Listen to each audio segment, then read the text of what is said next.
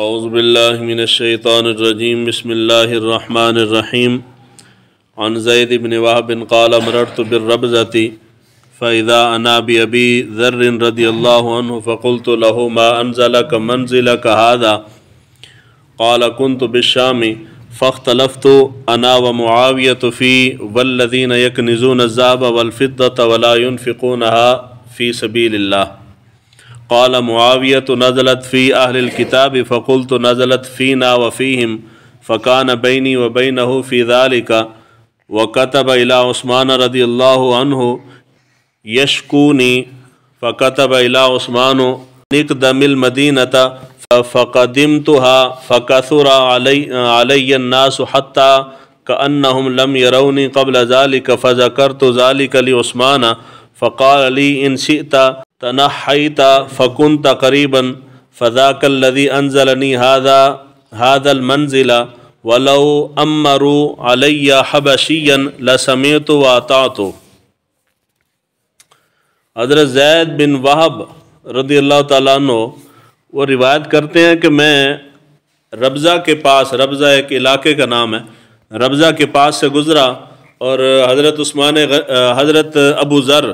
وہ ربضہ کے اندر تھے اور میں ان کے پاس سے گزرا، یعنی حضرت ابو ذر کے پاس سے گزرا تو میں نے ان سے پوچھا کہ آپ یہاں پہ کیسے آ گئے ہیں، یعنی ربضہ میں کیوں ٹھہرے ہوئے ہیں؟ تو آپ نے کہا کہ میں شام میں تھا، میرا اور معاویہ کا یعنی حضرت امیر معاویہ رضی اللہ تعالیٰ عنہ ان کا اختلاف ہو گیا اس آیت مبارکہ کے اوپر۔ سورہ توبہ کی آیت نمبر 34 ہے وَالَّذِينَ يَكْنِزُونَ الذَّهَبَ وَالْفِضَّةَ وَلَا يُنْفِقُونَهَا فِي سَبِيلِ اللَّهِ۔ اس آیت مبارکہ کے اوپر میرا اور حضرت امیر معاویہ کے اختلاف ہوا۔ حضرت امیر معاویہ کہتے تھے کہ یہ آیت مبارکہ جو ہے یہ اہل کتاب کے متعلق نازل ہوئی ہے، میں کہتا تھا کہ یہ اہل کتاب کے متعلق بھی نازل ہے اور ہمارے متعلق بھی ہے، یعنی اس کا حکم ہم دونوں کے لیے ہے۔ تو ہمارا اختلاف ہوا تو حضرت امیر معاویہ نے شکایت میری لکھ کے حضرت عثمان غنی کو بھیجی۔ حضرت عثمان غنی رضی اللہ تعالیٰ عنہ نے مجھے خط لکھا اور مجھے مدینہ آنے کا حکم دیا۔ میں مدینہ آیا تو یہاں کے لوگ میرے ارد گرد اس طرح جمع ہو گئے جس طرح کہ انہوں نے مجھے پہلی مرتبہ دیکھا ہے۔ میں نے جا کے اس کی شکایت حضرت عثمان سے کی۔ حضرت عثمان غنی رضی اللہ تعالیٰ عنہ نے مجھ سے فرمایا کہ اگر آپ چاہیں تو مدینہ کے قرب و جوار کے اندر کسی مقام کے اوپر منتقل ہو جائیں۔ تو میں یہاں پہ آ گیا تو آپ نے فرمایا کہ اگر میرے اوپر کسی کالے حبشی کو حکمران بنا دیا جائے تو میں اس کی بات سنوں گا اور اس کی بھی اطاعت کروں گا۔ مسئلہ یہاں یہ تھا کہ حضرت ابو ذر جو تھے یہ دین کے معاملے میں زیادہ متقی اور پرہیزگار تھے، جس طرح کہ حضرت علی شیر خدا کرم اللہ وجہ الکریم، حضرت علی کے ساتھ بھی لوگوں کی جو نہیں بنی، بنیادی پیچھے نقطہ یہ تھا کہ حضرت علی کا تقویٰ تھا۔ جن چیزوں کو ہم اگنور کر دیتے ہیں یا جن چیزوں کو کہتے ہیں جی کوئی گل نہیں، حضرت علی شیر خدا ان چیزوں کا بھی خیال رکھتے تھے، یعنی ایک ایک روپے کا خیال رکھتے تھے۔ اس کی مثال اس طرح ہے کہ آپ کا ایک ایسا حاکم آ جاتا ہے جو خود بھی کھاتا ہے اور آپ کو بھی کھلاتا ہے، عوام خوش باش ہے، اور ایک ایسا حاکم آ جاتا ہے جو خود بھی نہیں کھاتا اور کھانے بھی نہیں دیتا۔ اے میاں صاحب آندے تھے تسی کہندے نا جی کھاندا ہے تو لاندا بھی تے ہے نا جی پاکستان۔ یہ ہمارا مائنڈ سیٹ کرپشن والا بن گیا جی، کوئی گل نہیں جی سانو کھواوے تے پھر کھادی رکھے پھر ٹھیک ہے، تے جی سانو نہ کھواوے تے پھر کھاوے پھر غلط ہے۔ ہمیں کھلائے اور خود کھائے تب بھی غلط ہے، اگر ہمیں نہ کھلائے خود کھاتا رہے تب بھی غلط ہے، کیونکہ اس کا مال ہے نہیں نا۔ گل سمجھ آ رہی جی؟ تو حضرت علی شیر خدا کرم اللہ وجہ الکریم کے ساتھ جو مسئلہ یہ تھا کہ حضرت علی نہ خود کھاتے تھے اور نہ کسی کو کھانے دیتے تھے، مسئلہ سے یہاں سے لڑائی ہوئی ہے۔ حضرت ابو ذر کی طبیعت بھی اسی طرح کی تھی، وہ اس معاملے میں بہت زیادہ سخت تھے، اور حضرت امیر معاویہ کے پاس جا کے وہاں شام کے اندر رہے تو لوگوں کو جا کے اس قسم کی احادیث مبارکہ سناتے تھے جس کے اندر ہے کہ تم مال جمع نہ کرو۔ یہ کنز کے متعلق جتنی روایات یعنی خزانہ جمع کرنے کے متعلق یہ جو پیچھے روایتیں گزری ہیں یا اس کے متعلق جو آیات تھیں وہ سناتے تھے، اور لوگ حضرت ابو ذر کی باتیں توجہ سے سنتے تھے۔ حضرت امیر معاویہ نے دیکھا کہ معاملہ جو ہے وہ خراب ہو جائے گا، انتشار پیدا ہوگا، تو انہوں نے حضرت حضرت امیر معاویہ اس وقت گورنر تھے، حضرت عثمان غنی کا دور حکومت تھا، انہوں نے خط لکھا حضرت عثمان غنی کو، حضرت عثمان غنی سے کہا کہ آپ ان کو اپنے پاس واپس بلا لیں، تو حضرت عثمان غنی نے ان کو خط لکھا اور حضرت ابو ذر کو اپنے پاس واپس بلا لیا۔ یہاں مسئلہ جو چیز سمجھنے والی ہے وہ یہ ہے کہ اگر کسی حاکم وقت کے ساتھ ایک فرد، ایک بندے کا، یہ ایک جماعت کا، یہ ایک گروہ کا، یہ ایک علاقے کا، یا ایک صوبے کا اختلاف ہو جائے، اختلاف ہونے کے باوجود بندے کا حق ہے کہ وہ اس کے دائرہ اختیار میں یا اس کی حکومت میں یا اسی ملک کے اندر وہ قیام پذیر رہے۔ لازم نہیں کہ اختلاف ہو تو بندہ چھوڑ کے بھاگ جائے یا اس کے خلاف بغاوت کر دے یا ہتھیار اٹھا لے اس کے خلاف۔ جس طرح کہ حضرت امیر معاویہ کے ساتھ اختلاف تو تھا حضرت ابو ذر کا، مگر آپ نے شام کو چھوڑا نہیں ہے، جب تک کہ آپ کو بلایا نہیں گیا اس وقت تک آپ نے نہیں چھوڑا۔ تو جب آپ پاکستان میں بیٹھ کے سمجھانے کے لیے کہہ رہا ہوں، پاکستان میں آپ کسی کے سامنے بات کریں نا، یا آپ کہیں گے کہ جی پاکستان کی جملہ خرابیوں کی ساری جڑ اسٹیبلشمنٹ ہے، 70 سالوں سے یہی برباد کر رہے ہیں ہمیں، تو جو اسٹیبلشمنٹ کا چمچہ ہوتا ہے وہ کہتا ہے جی تمہیں فوج نال اختلاف ہے تو پاکستان چھڑ جاؤ۔ کیوں بھائی تسی پاکستان دے مامے لگ دے ہو، کیوں چھڑ جائیے؟ جی ملک ہمارا ہے نا جی،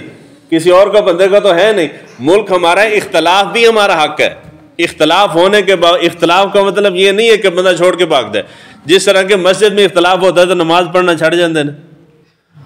جی نا جی، وہ گل ہوئی نہیں تو نماز چھڑ دیتی۔ جو پوچھو جی کی ہے جی وہ فلانے نال مسئلہ ہے، فلانے نال مسئلہ ہے، اللہ دے بندے تینوں رب نال مسئلہ ہے، تو نماز رب دی پڑھنی، کر رب دے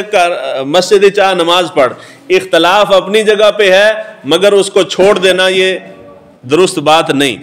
اختلاف تو تھا مگر اختلاف بھی سیریس قسم کا تھا، دونوں طرف دلائل تھے، مگر حضرت ابو ذر نے ملک شام چھوڑا نہیں جب تک کہ ان کو بلایا نہیں گیا۔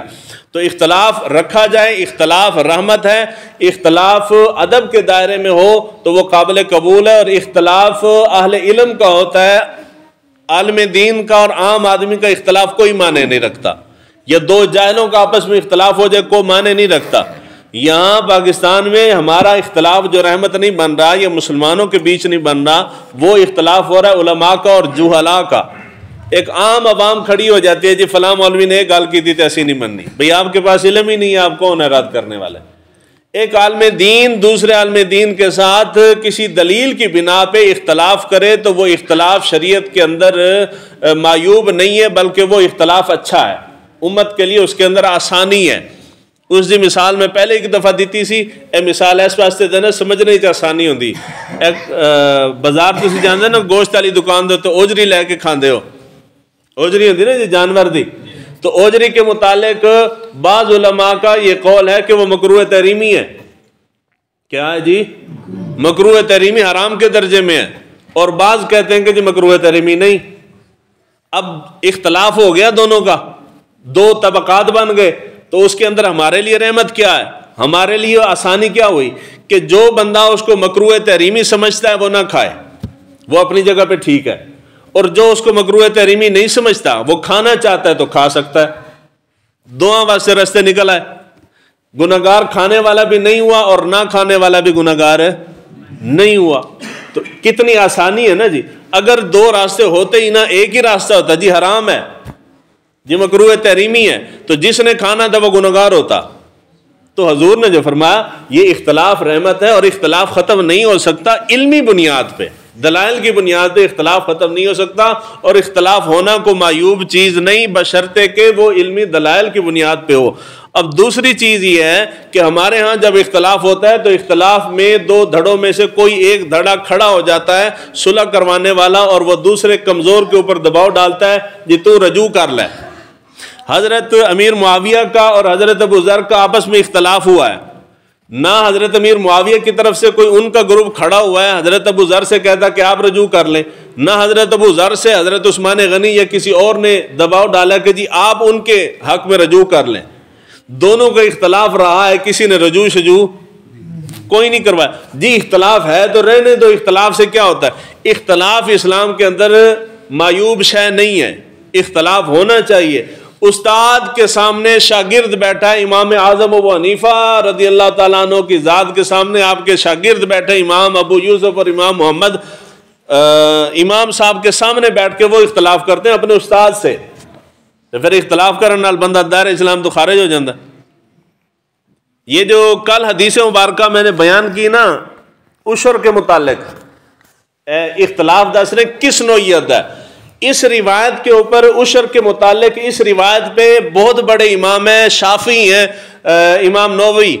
ان کا قول ہے، وہ کہتے ہیں کہ جی امام اعظم ابو حنیفہ کا قول جو ہے وہ مردود قول ہے، انہوں نے بات صحیح نہیں کی کہ جی حدیث مبارکہ میں ہے کہ جی 5 کتنے تھا 5 اوسق سے کم اگر غلہ ہو تو اس کے اوپر عشر نہیں ہے، اور امام صاحب کا قول ہے کہ جی غلہ بے شک 5 سے کم ہو یا جتنا بھی ہو عشر واجب ہے، امام صاحب کا یہ قول ہے۔ آپ کے شاگرد دونوں کہتے ہیں کہ جی استاد صاحب کا قول درست نہیں، امام نووی شافعی ہیں، وہ کہتے ہیں جی امام اعظم ابو حنیفہ کا قول مردود ہے، حالانکہ امام اعظم ابو حنیفہ کا جو قول ہے اس کے اوپر لگ بھگ 15 سے 20 احادیث مبارکہ جو صحیح احادیث ہیں وہ موجود ہیں، جس کے اندر حضور صلی اللہ علیہ وآلہ وسلم نے یہ فرمایا کہ اگر 5 سے کم بھی ہو تو عشر واجب ہے، لیکن امام صاحب کہہ رہے ہیں کہ جی ان کا قول مردود ہے۔ اختلاف ہے، ہو گیا دونوں میں، دو امامہ اختلاف، استاد شاگرد اختلاف، تو کسے اٹھ کے امام محمد نے نہیں آکھا کہ تو شاگرد ہو کے تیرے کو امام اعظم تو زیادہ علم آ گیا تو استاد نال اختلاف کیتی جانا، گل سمجھ آئی جی دلائل کی بنیاد پہ کسی کے ساتھ اختلاف کیا جائے تو وہ اختلاف معیوب نہیں ہے، وہ خوبصورتی ہے، اچھی چیز ہے، امت کے لیے اس میں آسانیاں نکل آتی ہیں، اور اگر دلائل کی بنیاد پہ نہ ہو، ایویں ضد بازی کے اوپر ذاتیات کے اوپر اختلاف کیا جائے تو وہ امت میں انتشار کا باعث بنتا ہے، تو اس سے بچنا چاہیے۔ اللہ تعالیٰ ہمیں دین کو سیکھنے سمجھنے کی توفیق عطا فرمائے۔